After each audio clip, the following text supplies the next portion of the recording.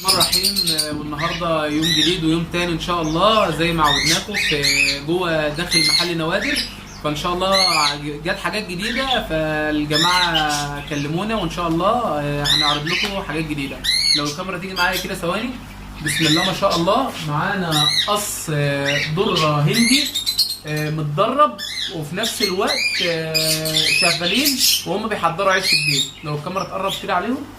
بسم الله ما شاء الله. القص متدرب، والقص بسم الله ما شاء الله يعني بيحضر عيش الدين زي ما انتم شايفين. بسم الله ما شاء الله.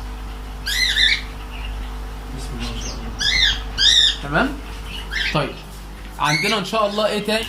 الناس اللي طلبت مننا حاجات تاكيل يدوي موجود بامر الله، متاح كوكتيلات، موجود لاتيني زي ما حضراتكم شايفين كده، حاجات بريلات محترمه، موجود ايزابيلات، موجود حبشي، حاجات ما شاء الله حاجات كويسه جدا، مفيش عض امن على الاطفال، ومستوى زي ما انتم شايفين كده. وان شاء الله اللي عايز حاجه يكلمني، وان شاء الله الاسعار ترضيكم. طيب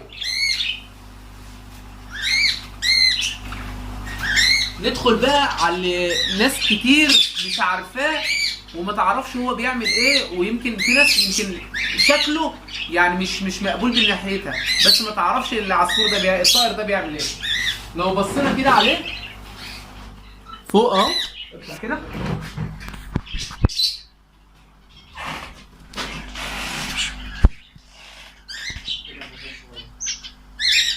ما شاء الله.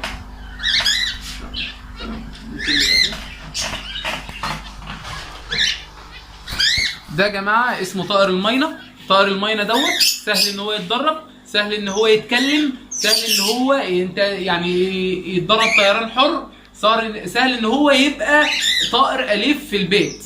تمام. وتاكيله سهل ومش مكلف. اللي سعره برضه بسيط قوي. في ناس قالت لي عايزين كوكتيلات شغاله. بسم الله ما شاء الله. في قص كوكتيلات اهوت. الذكر وايت فيس فرنساوي، والنتايه بتاعته لاتيني. قص بسم الله ما شاء الله بيحضر ايه؟ عيش جديد. بسم الله ما شاء الله. حاجات يعني حاجات عسل، حاجات عسل.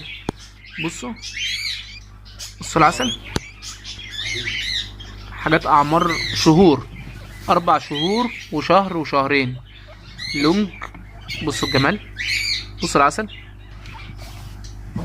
واسعار يعني حاجه تفرح يعني.